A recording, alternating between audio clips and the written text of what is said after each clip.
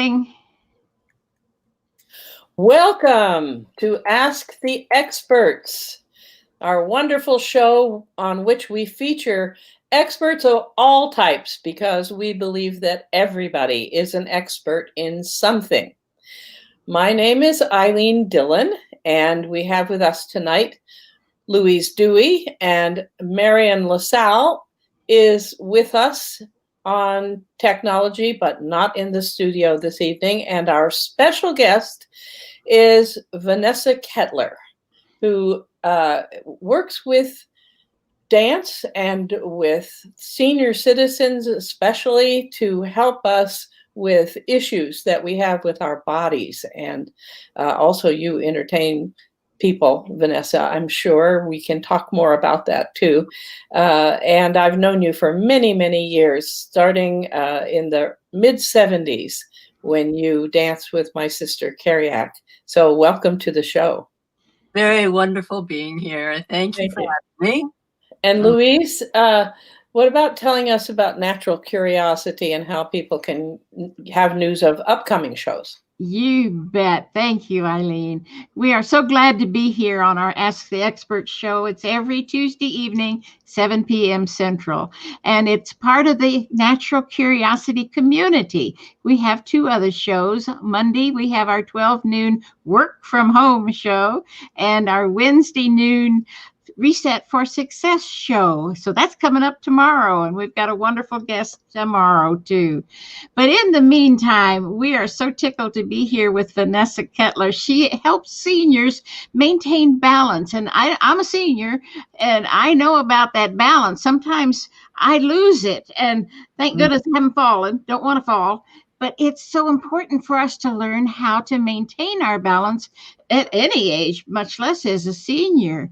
So welcome, Vanessa. So where would you tell us how you got started in all of this? This must be a wonderful story. Well, I'm 77, and I started the first 30 years of my life. I lived in New York and worked on Wall Street in the area of investment management for portfolios and the computer analysis of it. And then after I moved to San Francisco, I decided that there was something more in life than working 9 to 5. And actually, I had a startling discovery standing on Wall Street in the front of the New York Stock Exchange one lunchtime when there were thousands of people on the street and no one had their arm up over their head. Their entire lives were spent with their arms down at their sides. And I thought, there's something unbalanced about this. And I left New York and I went to California. I studied dance. I've been involved with dance for 45 years. I started working with seniors 20 years ago. I found my passion, my motive in life, my reason for being in life. I consider it my personal mission is to help even just one person not fall.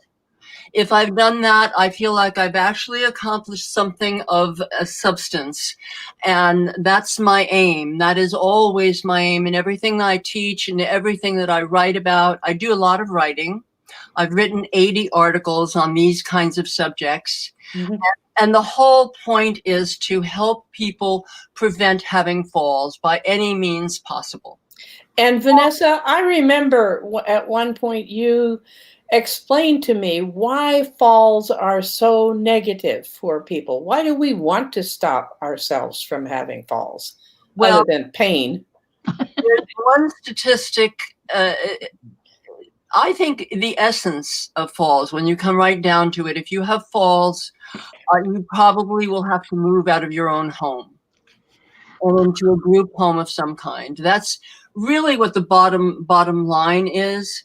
And the statistic that means more to me than anything else is that if you're 75 and have a fall, you're 4 to 5 times more likely to have to spend at least a year in a nursing home. Oh, wow. And it is not, this is something, falls are the most serious medical issue we face as we get older. They're more serious than anything else because when you have a fall, there's a potential for catastrophic catastrophic influence on the quality of life that you have, on whether you even live or die. I mean, you can die having a fall. But I had one student in my classes years ago. She was such a delightful lady. I remember her so well.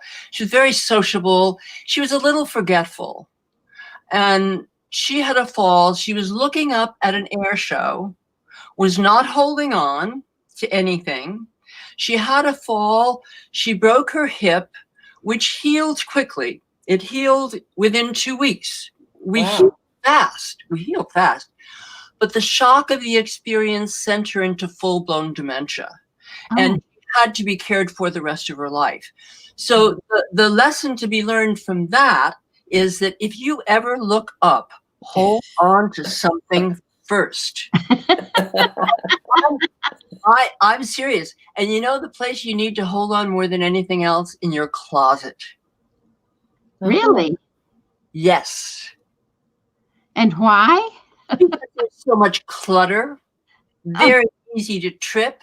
You're looking up, you lose your balance. There's nothing to hold on to. You grab some clothes, down you fall. I had 2 students in the same week fell twice in their closets.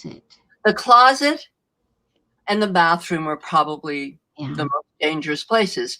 And it's for us, whenever we're in situations that are a little risky, where there's a little voice in the back of our head saying, well, maybe you shouldn't do that. Listen. Hold on. Listen, hold on. Now, do you at any possibility in any way you can, don't fall. Just don't fall. Oh yeah. Well, do you advocate a cane or a walker? What is the thing you suggest most often? Very good question. First of all, I advocate that people take better care of their feet. And by that, I mean, every morning, everyone should be exercising their feet. They should be flexing and pointing their toes. They should be circling their ankles every morning. And you should take good care. You should be going to a podiatrist, having your toenails trimmed. If you have diabetes, you should be very attentive to whether or not you have any wounds in your feet. You should be examining them every day. You can massage your feet. There's a wonderful self-massage on my website that's 3 minutes long, foot massage that's just delightful. If you take care of your feet, your balance will immediately be better. Your health will be better. And to get to your original point, we want to try to keep walking as long as possible comfortably. And that means basically we need to keep our lower body in good health so that we can get around without difficulty. Because as soon as we start having trouble getting around, things start declining. It's harder to be active. It's harder. It's depressing. I think not be able to do what you want to do because you can't get around, and health definitely declines. So the more active you can be, the better care. Well, the feet are the essential part, really, when you come right down to it. This is true for dancer too, by the way. And if I was speaking to a dancer, professional dancer, I'd be telling them the same thing. Because their feet are more important to them than any. For dance, the foot it's more important than anything. Maintaining agility in your feet and your ankle joints, strengthening your ankle joints, standing behind your chair, holding on, doing releves, strengthening your ankles, practicing balancing on one foot, concentrating on pulling those muscles in around that ankle. And so the feet I'd say is for everyone. I think we should just be taking better care of our feet anyway. Actually, a little side note, if I might, and that is on the subject of obesity. foot care and obesity do not go well together. People who are large have much more trouble with their feet. But we can't reach them. And I have a great suggestion. If you can't reach your feet, take $45. Do you have $45 a month you could spare? Do you? Well, I'm sure it's going to be important to do it. So yes. It's not that much money. You can get a professional foot massage once a month for half an hour. Oh, Your health will be so improved. that sounds wonderful. Isn't that a great idea? Isn't that a great idea? And the older, the more so. The older you are, the truer this is. And if we stimulate, there's so many benefits. The nervous system improves with foot stimulation.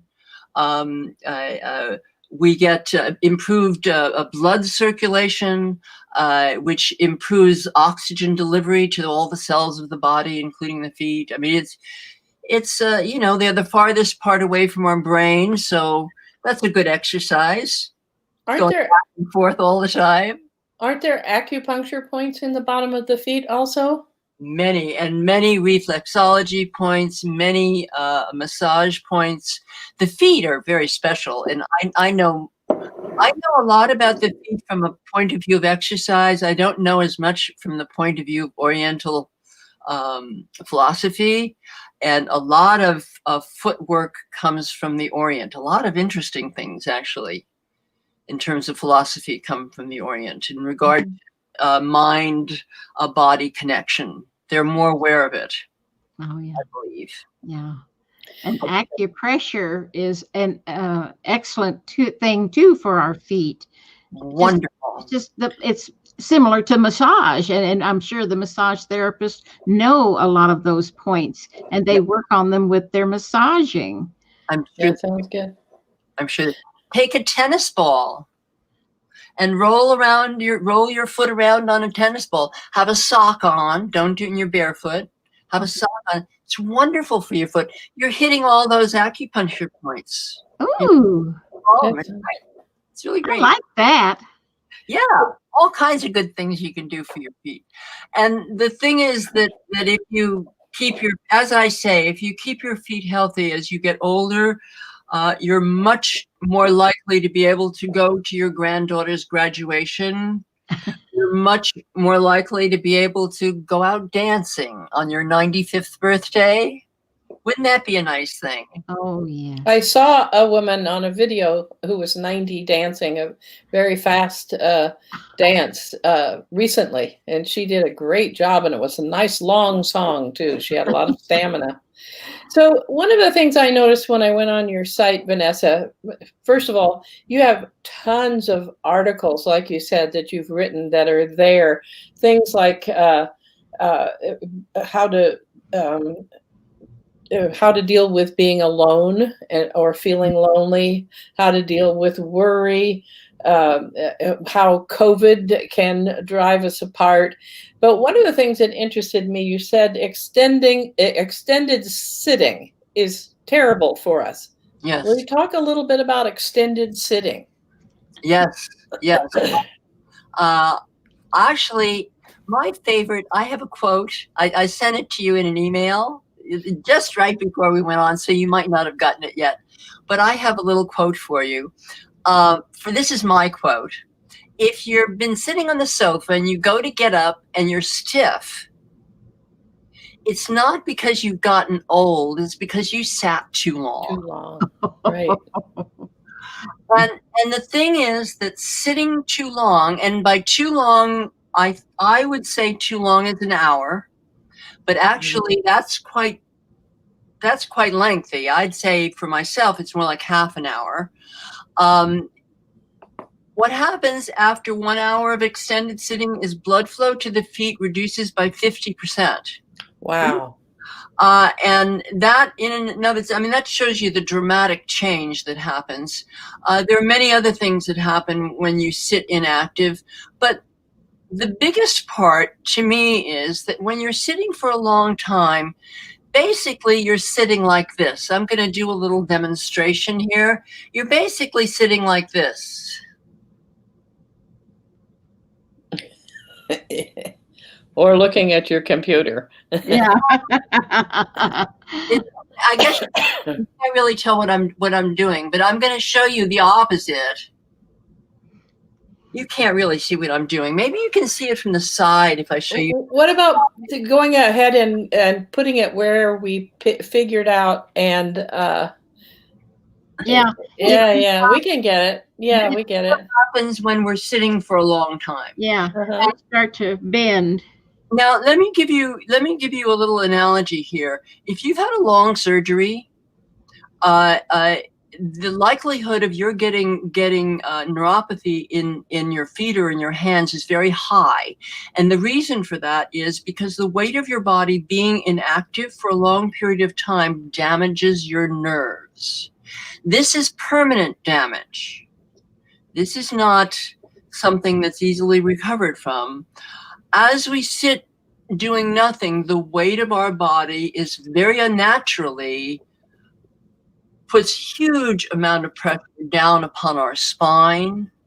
It compromises our breathing. We can't breathe very well after a while. It creates. Let me give you another little quip here.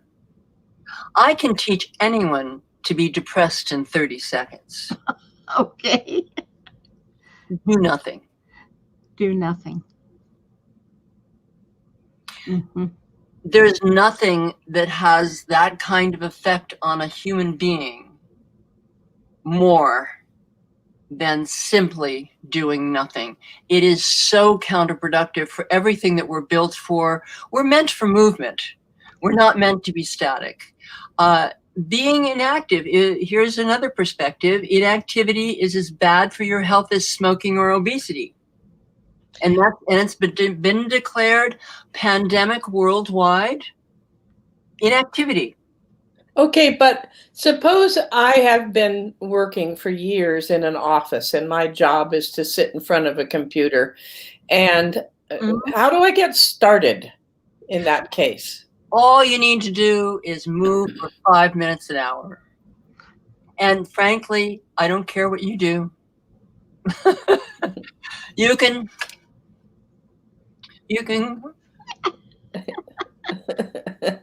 Okay. Move. Just move. Yeah, up and down. You can go. I mean, you just move. And as a matter of fact, active posture sitting is doing something. That's doing something. That's not being inactive. You're using your posture muscles. You're using your abdominals. You're using your lower back. I have a great little exercise for anyone who's sitting all day long, who wants to know how to relieve their lower back. Sit up nice, bring your lower back upright with me right now, and make a circle. Oh. We're going to make everyone dizzy who's watching. Go the other direction. Keep your spine straight. Keep your head in line with your spine. Huh.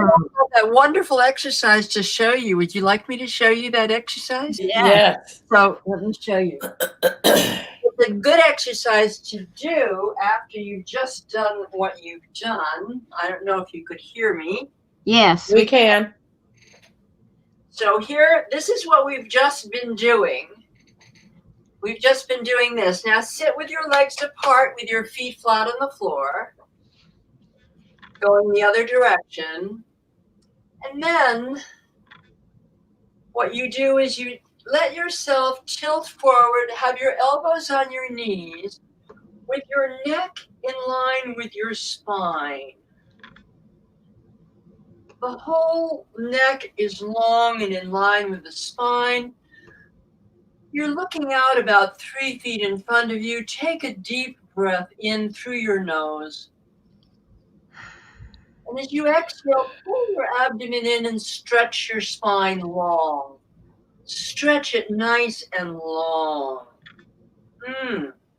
And then relax your spine, but keep it straight and just relax here. Pay attention to your breathing. This is one of the most beneficial positions you can put your body in. Wow. I've had so many people exclaim to me that their lower back pain just disappears when they learn about how to do this. And then when you're in this position, you can do a lot of other things, like you can bring one shoulder forward and the other shoulder back. It's a very nice little stretch. Don't look up. You don't want to compromise your neck. Then bring that shoulder back, bring the other shoulder forward. That feels good. Doesn't that feel good? So easy. And then bring your shoulder back. There are many other things you can do. You can lift yourself up again. You can bring your feet back together again, shake everything out, and shake everything out. I'm going to bring my chair back to the front. Does anyone have any, do you have any questions? Well, how often should you do that? Like you say, once every hour? You want to do something Uh-huh. every hour. But how often would you recommend doing that particular exercise, Vanessa? Anytime you feel back pain. Mm-hmm. Anytime. Well, I already feel better. I know people who stay in that position while they watch TV. You have to make sure that you're not doing something funny with your neck. So you'd have to have the TV down here. But I know people like that. That's a wonderful, wonderful position for your lower back. Right. I like it. Well, I know when you appeared on my show years ago, you had just created a series of DVDs, and you have, I think there were 4 of them, and lots of wonderful exercises, including, if people were not very active, exercises that can be done from the chair, like you were just doing. Do you still have those available? Oh, yes, very much so. I love chair exercise. I think chair exercise is greatly underrated. In many situations, it's much better than standing exercise because you have more control over what you're doing, a lot more benefit, less tension. I love chair exercise. So my DVDs, there are a series of 4 balance classes. That classes are about an hour long each. They're divided into 6 segments with different parts of the body. Like the first segment is for the feet, and 10 minutes of exercise for the feet, and exercises for the legs to strengthen the legs, to increase the agility of the legs, the knees especially. Knees are very important to pay attention to, and the hips and the lower back. Increase core strength, allowing the lungs to be able to breathe more freely. All these incredible benefits, they're in these 6 different sections. And the DVDs themselves, as my work, all of my work is geared toward helping people not have falls. It is absolutely essential that we don't fall by any means possible. And there are a number of things you can do to prevent having falls, like you can reduce clutter in your home, for example, and have a pathway from your bed to the bathroom where you can hold on so you don't have to rely on your balance at 3 a.m. in the morning. One of the things I ask hold on a second. One of the things I ask my class is, when do you think your balance is the best? I bet it's not at 3 a.m. Never. When do you think you have to make a speedy trip? Right. Yeah. Well, we have a question. You've got. Yeah, I'll read it, Lou. Okay. What about people who, Karen wants to know. Hi, Karen. What about people who already have osteoarthritis or osteopenia, osteoporosis? Are there special exercises for those? Do you have some? Yes, weight-bearing exercise is definitely good for people who have thinning of the bones, for sure.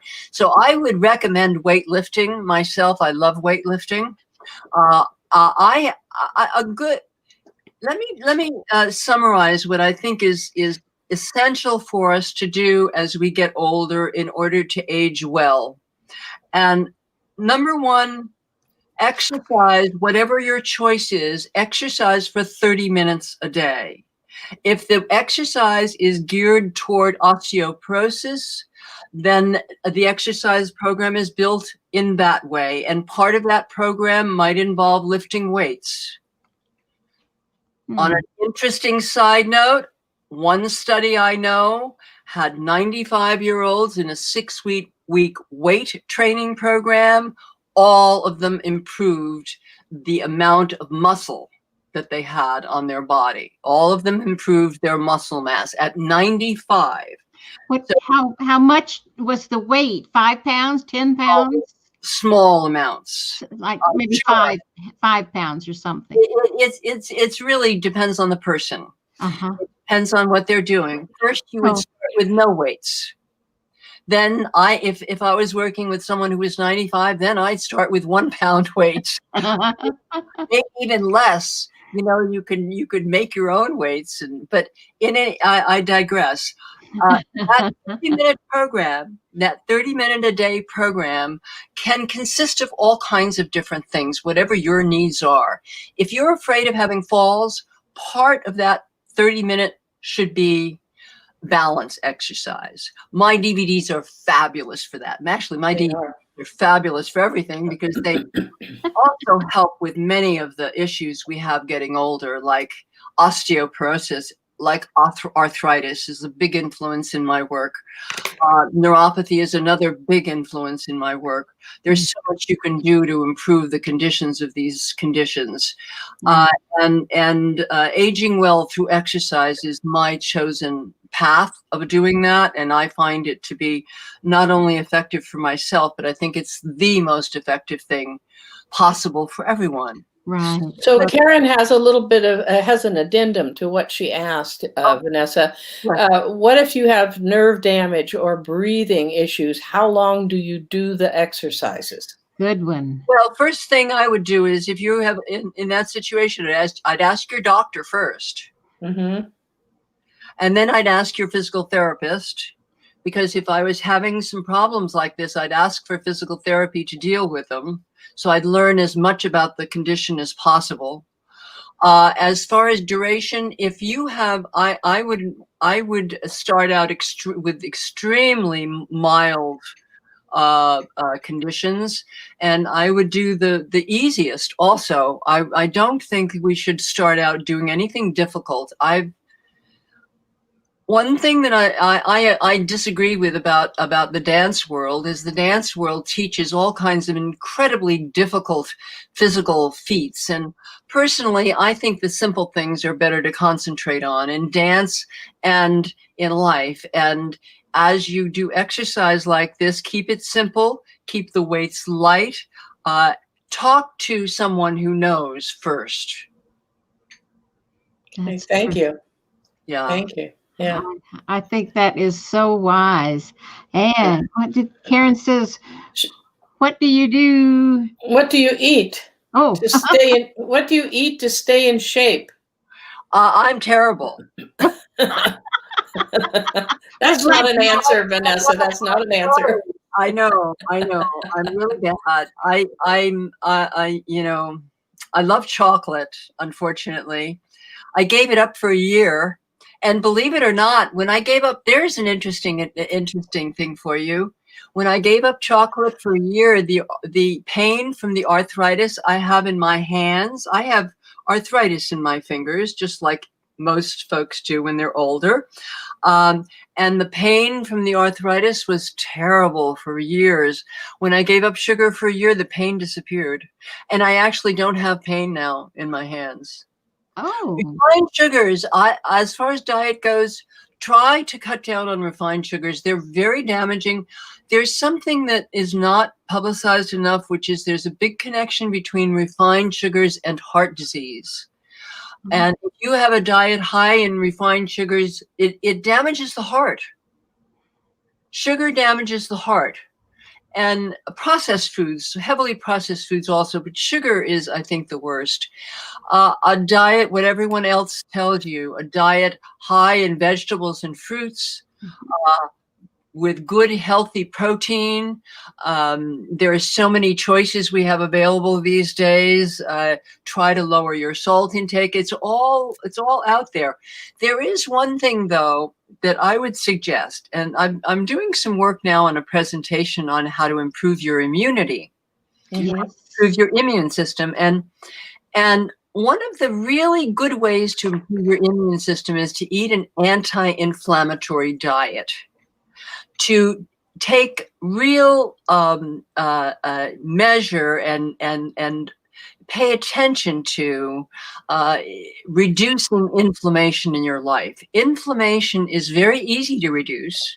I wrote an article on it. It's on my website. It's very simple, straightforward.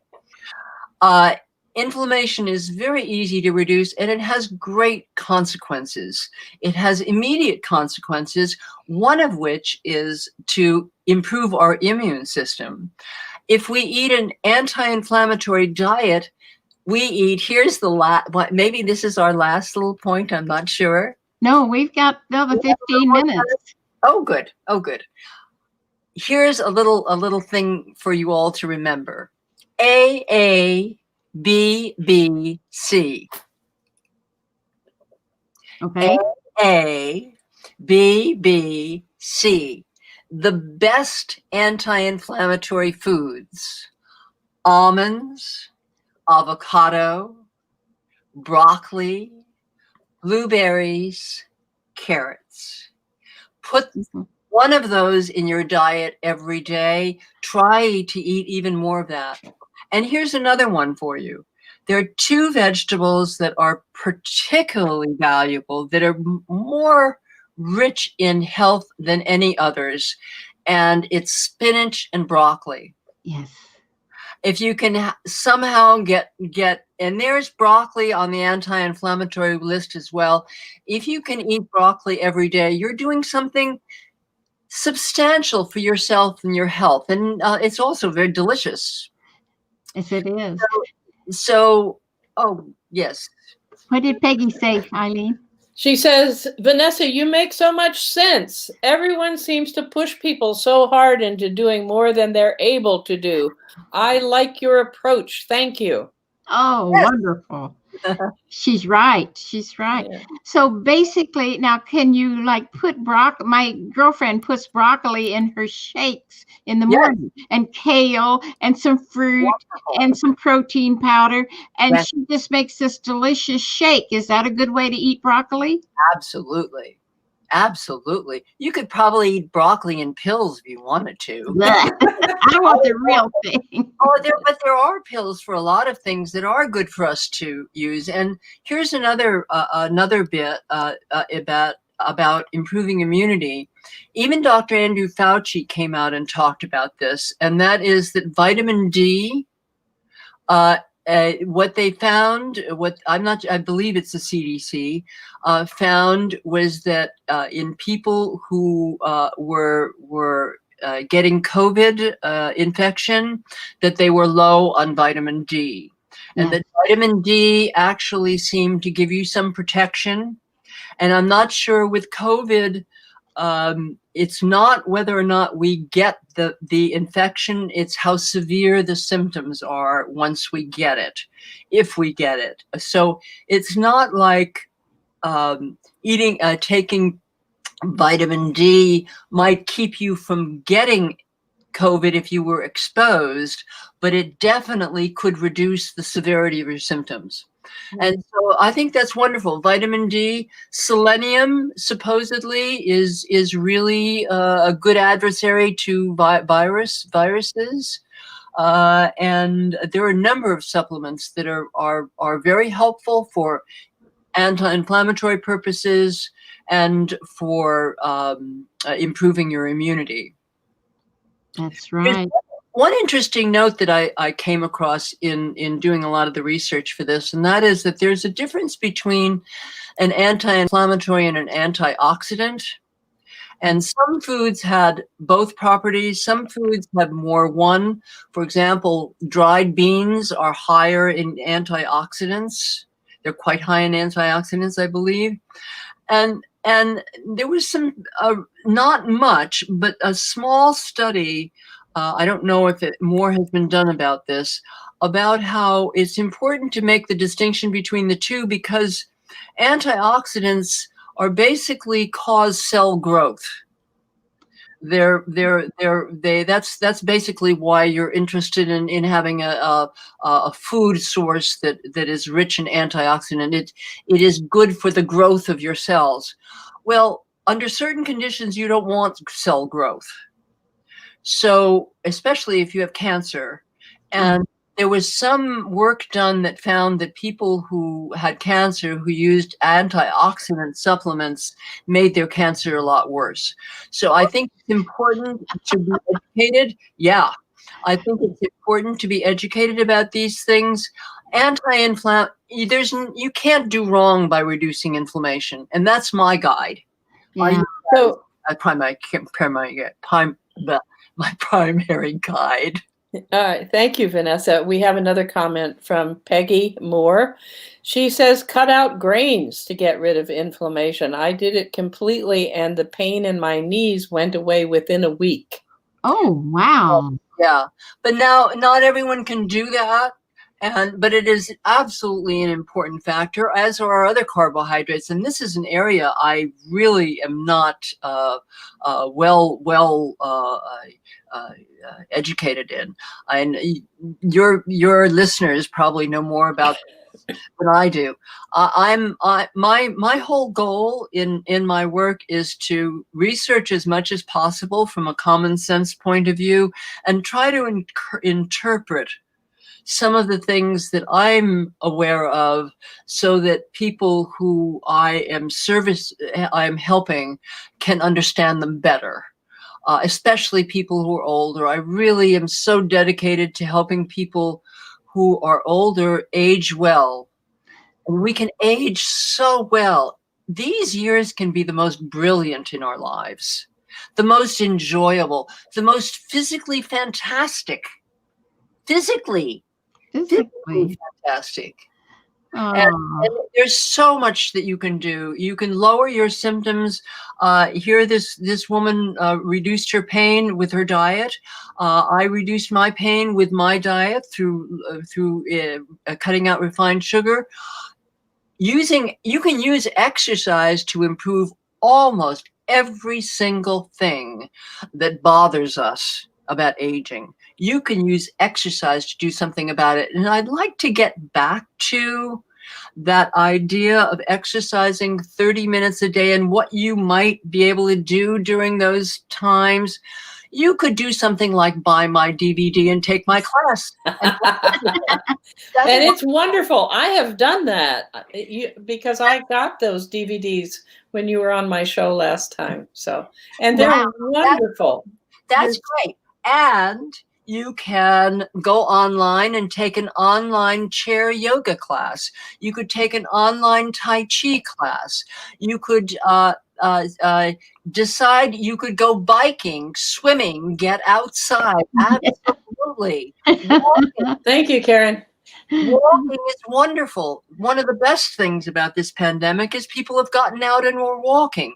It's unfortunate that we're coming into cold months now, because walking is great exercise. I encourage you to use well-rounded exercise. I encourage you to pay attention to agility and stretch around whatever exercise you choose to do. No matter what, get 30 minutes of exercise a day.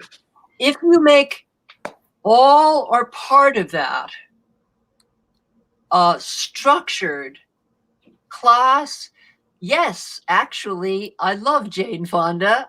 I did Jane Fonda's workout for a year. I did it 4 times a week. It was awful. It was awful. What was awful about it?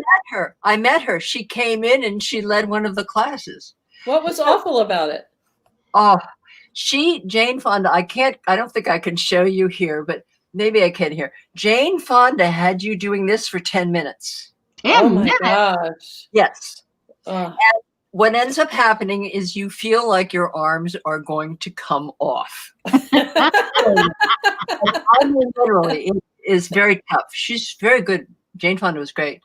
The 30 minutes, though, I like finding something structured to do that you do at a structured time of the day. So maybe 3 times a week from 10 to 10:30, you do a particular class. Or every evening at 5 o'clock, you walk. Or before lunchtime, you do your abdominals every day. I like adding structure to an exercise program. It makes it much easier to tell whether or not you're accomplishing something. And the other thing is that in this period of time, while we're all stuck at home so much more, bringing structure into our lives every day is very, very good for us. I wrote an article about this called Finding Structure at Home. I recommend that everyone read it. It's a wonderful article. It's on my website, Finding Structure at Home. I wrote a suite of articles about COVID, and I'm continuing to write about them. The last article, I wrote an article on facial tension and how we hold tension in our jaw and our tongue, believe it or not. Oh yeah. Well, all of your self-help for seniors. Yeah, all of your contact information is down below the video in the description. So tell us what your website name is. Building-better-balance.com. There you go. That is wonderful. And I'm seeing these videos that you have. You were talking about being alone, being lonely and inactive, and that causes depression. They've got you. They could turn your videos on every day for 30 minutes, and they've got you to talk to and to hear and to work with. You got a pal. I have one customer who I think has bought, I think it's 24 of them. And the reason she's bought so many is she loves them so much that she wears them out. So every month she's been taking her Social Security check, and every month she's been sending a set to one of her friends. Aww. And she tells me every day. Every time we've emailed each other quite a bit, and every time we speak, she's always telling me, it's so delightful to be with you. I'm so happy. At the end of it, I just feel so good. And when you say, and make your balance better with me at the end, and you say goodbye to everyone, I'm so happy to see you. And I blow you an air kiss. They're great DVDs. They have, they're very enjoyable. You can do as much or as little as you want. They have a very, very significant influence on fall prevention. And there are so many tips. If you don't do any of the exercises in these DVDs, you learn so much about what not to do in order to not fall. You learn so much about what you can do. If you've got a fall that's about to start, did you know you can pick one foot up, step, and you don't fall? Really? We're talking about a fall. Will you demonstrate that, Vanessa? Oh, yes. Will you stand up on your dance floor and demonstrate that for us? Yes. Thank you. Wow. Because I know when I have fallen, I mean, I just fall. I mean, there's nothing to stop me. So someone comes along, bumps you. I don't want to fall. So someone comes along and bumps you here, and you're about to go this way. Ah, counterbalance. On the side. All you have to do. Someone bumps you from the side. Yeah. All right. Thank you. Wow. I wanted to see that. Yeah, I wanted to see that. That's easy, and we can just remember. And tell us, what are your thoughts about what kind of shoes that we should be wearing? Oh, excellent, excellent, excellent question. Did you know that half of hip fractures happen to people who are wearing slippers or slip-ons at the time of the fall? Half of all hip fractures. No backless shoes. Yeah. Eliminate them. Even Birkenstocks. The whole idea is you want a shoe that does not allow your foot to move around in it. You don't. I'm not quite used to how to do this. You want your foot to be held by the shoe. You don't want your foot slipping around in your shoe. So basically, no backless shoes is what it comes down to. That's Oh, that's Well, beautiful. Wow. That's so good. Everything you have told us is just wonderful. Did you have one last question, Ilene? No, I was just realizing that it's time for us to say goodbye, and I wanted. Time always goes so fast when we're learning such wonderful stuff. So Vanessa, I am personally so grateful to you for coming and giving your very straightforward, simple. It's my, I went to the Picasso Museum in Spain one time. And when Picasso was about 18, his drawings were like photographs. They were so detailed. And by the time he went through his life, that was a horse and this was a woman, And it got me, and my sister Carriac, who did the dancing, it got me to understand that when you get really excellent at something, you go for simplicity. And that's what you have offered us here today. And I just want to thank you so much. I'm really grateful to you for being on this show. Thank you. It's a pleasure.